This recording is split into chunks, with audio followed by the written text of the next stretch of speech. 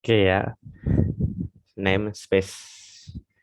Jadi di video kali ini kita akan belajar yang namanya namespace gitu.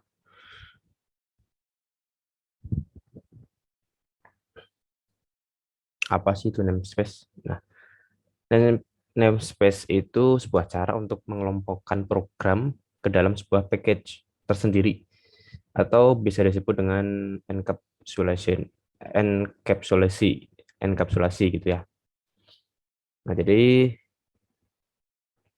kenapa sih kita perlu dikelompokkan-kelompokkan gitu kan? Nah, jadi tuh sebenarnya kalau kita membuat program sendiri itu gak masalah ya karena kita kan tahu nama kelas-kelas kita sendiri gitu ya. Nah, tapi akan jadi masalah kalau kita membuat suatu program yang besar dan dengan tim. Karena kita kan harus tahu nih kelas-kelas yang dibuat sama teman kita, sama tim kita itu apa aja gitu. Karena ya pada dasarnya PHP itu tidak mengizinkan untuk memiliki dua kelas dengan nama yang sama. Ya kan? Jadi gitu, perlu dikelompokkan. Nah, atau misalnya kalau teman-teman mau pakai script atau library dari pihak ketiga gitu. Nah, itu juga akan ribet karena kita harus tahu nama kelas di script tersebut ya, dari pihak ketiga gitu kan. Jadi maka dari itu disinilah kita butuh teknik namespace supaya ketika membuat sebuah kelas yang sama, program secara keseluruhan bisa mengidentifikasi kalau itu beda, itu punya saya, punya tim, punya temen gitu kan. Oke, kita langsung praktekkan ya penggunaan namespace. Jadi masih ada sangkut pautnya dengan yang kemarin auto loading, yang video sebelumnya. Jadi saya harap teman-teman juga udah paham ya konsep auto loading gitu. Oke, di sini ada kelas banyak kan. Kita close dulu. Oke, oke. Yang pertama-tama, biar nggak sulit, kita copy paste aja ini ya, folder autoload-nya.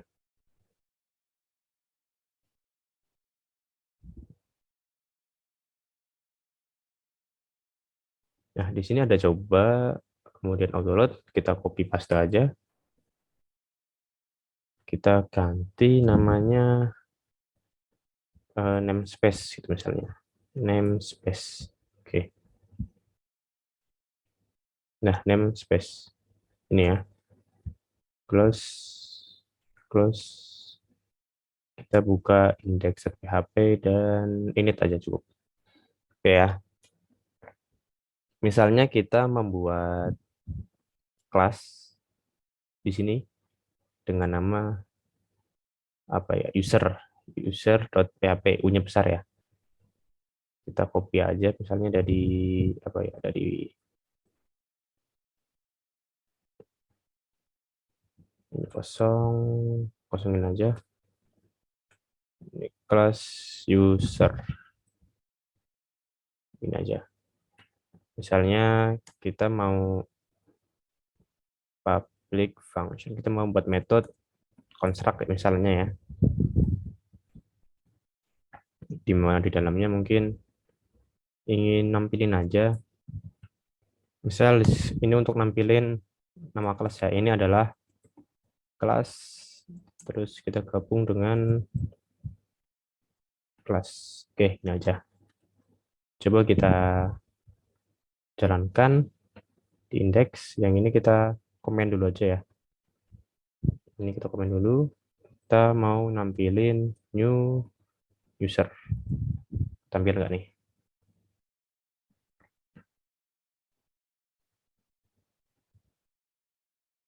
Namespace. Oke, ini adalah kelas user. Ya, udah tampil.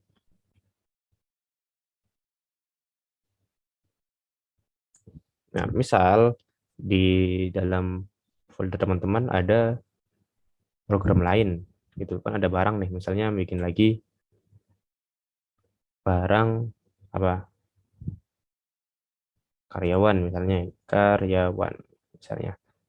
Oh maaf, ini salah tadi. Kita tuh membuat folder, bukan file, karyawan. Di dalam karyawan ini juga ada yang namanya user.php. Ya, kita samakan aja ya, ini isinya. Nah, ini nama kelasnya sama, user.php, user.php, user ya nama kelasnya. Nah, coba kalau kita run gimana? Oke, masih user karena di bagian ini ya, kita itu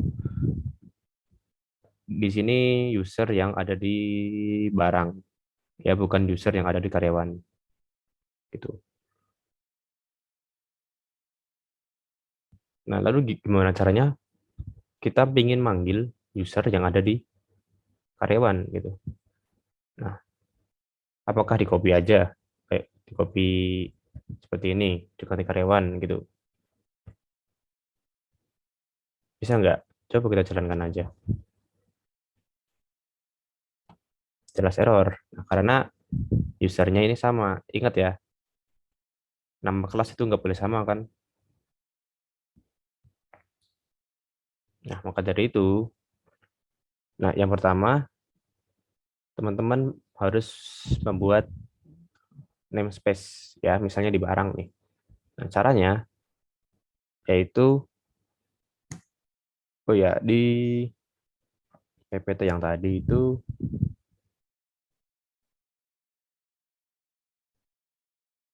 ada cara penulisannya ya, namespace, vendor, namespace, sub namespace gitu ya. Nah, jadi penulisannya tuh kayak gini nih, PHP, kemudian namespace, kemudian nama vendornya, app ya di sini. Ini bukan pakai garis miring ini ya, pakai slash, tapi kita pakai backslash seperti app. Misalnya di sini namanya menjadi barang ya, barang.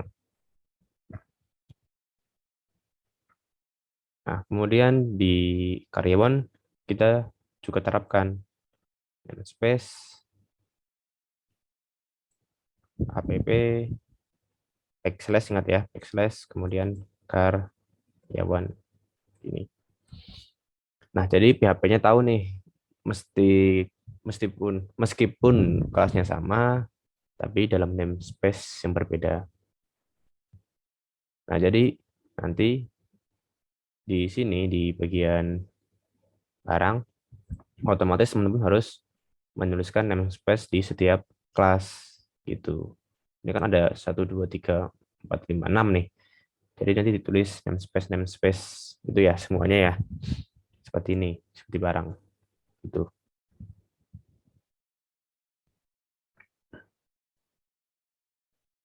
Nah, tapi kalau kita run masih error kan? Masih ini malah merah nih. Kalau kita run pun jelas masih error. Kelas user not found, nggak ketemu. Karena di dalam init PHP ini kan belum ini ya, masih belum dipisah nih, yang barang mana, yang karyawan mana gitu kan. Nah, maka dari itu yang harus kita lakukan, kita harus yang pertama bisa membuat dua SPL auto load gitu. Yang pertama untuk barang, yang kedua untuk karyawan. Nah, cuman kan ya kalau dilihat masih error nih, masih error. Nah, cuman di sini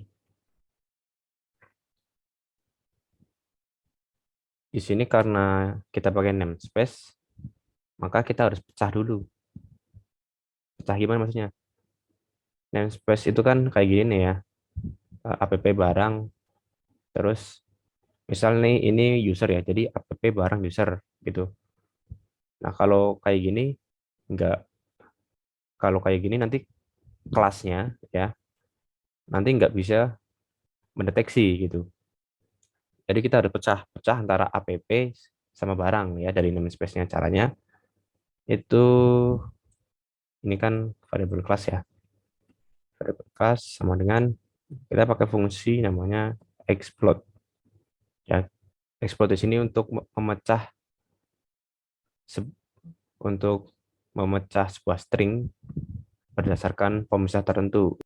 Nah, karena pemisah di sini namespace-nya pakai backslash, kita juga pakai backslash, tapi jangan satu kali. Karena karena dikira nanti untuk escape ya. Jadi untuk backslash itu 2 kali kayak gini. Nah, kalau udah kemudian koma plus gini. Jadi nanti fungsi exploit ini akan misahin app, barang dan user ya. Ini karena di user ya, misahin 3 itu. Kemudian kita beri fungsi lagi satu, yaitu fungsi n, kelas n dollar kelas gitu. Nah, fungsi n ini untuk memanggil elemen terakhir dari array ya. Array itu yang dari hasil pecahan exploit ini. Kan jadi dipisah 3 nih. Nah, kalau 3 nanti yang terakhir kan kelas. Nah, kelasnya diambil kayak gitu. Nah, di bawahnya juga sama, kita terapkan kayak gitu juga. Nah, seperti itu. Oke, kemudian gimana caranya kita mau manggil di index? Caranya new app ya. Kita panggil nama namespace-nya. Coba kita jalankan. Ini kelas barang user. Nah, itu untuk barang. Kemudian untuk karyawan, coba kita jalankan. Nah, ini untuk kelas karyawan. Kita pisahin pakai PR ya. Echo PR itu. Nah, masalahnya gini, ada masalah lain lagi ya. Kita ada masalah terus berarti. Ini gimana? Nanti teman-teman akan kesulitan kalau nama namespace-nya panjang gitu. Jadi gimana kalau kita membuat alias? Misalnya kalau ada barang terus apa kan panjang nih. Nah, kita bisa pakai fungsi alias gitu.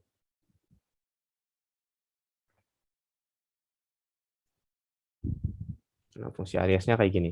Kita pakai fungsi use di sini app barang user ini ya. S misalnya kita beri nama barang user. Kemudian yang bawahnya sama app ini diganti karyawan user ini S karyawan user misalnya seperti itu misalnya. Ini bebas mau diganti K, ganti B gitu bebas bisa. Kemudian di bawahnya tinggal manggil barang user. Nah, yang ini juga tinggal manggil karyawan user. Nah, jadi nggak perlu repot-repot nulis panjang banget gitu. Cukup dipanggil aja ininya. Itu teman-teman, coba kita run. Udah, ini adalah app user, karyawan user. Nah, jadi seperti itu ya untuk namespace. Gimana? Bingung atau paham? Kalau misalkan bingung, teman-teman bisa tanyakan aja ya, nanti kita diskusi, sharing-sharing. Dan karena ini video terakhir di materi OOP, saya ucapkan banyak-banyak terima kasih karena teman-teman sudah mengikuti sampai di video 17, ini ke 16 ya, atau ke 15 saya lupa. Intinya di video terakhir ini, dan saya juga minta maaf ya, kalau misalkan kalau saya jelasinnya kurang jelas ataupun terlalu cepat, itu ya saya mohon maaf. Jadi kalau misalkan teman-teman masih bingung, kita bisa sharing-sharing aja seperti biasa, saling tanya jawab gitu aja. Dan juga semoga materi OOP ini membantu teman-teman ya dalam programming, karena di list berikutnya ya kita akan belajar yang namanya framework ya. Itu bisa dibilang finalnya ya. Finalnya sebelum teman-teman membuat suatu sistem informasi web, gitu ya. Oke, semoga bermanfaat. Saya ucapkan lagi terima kasih pokoknya sudah menonton sampai sekarang. Semoga bisa membantu teman-teman. Wassalamualaikum warahmatullahi wabarakatuh.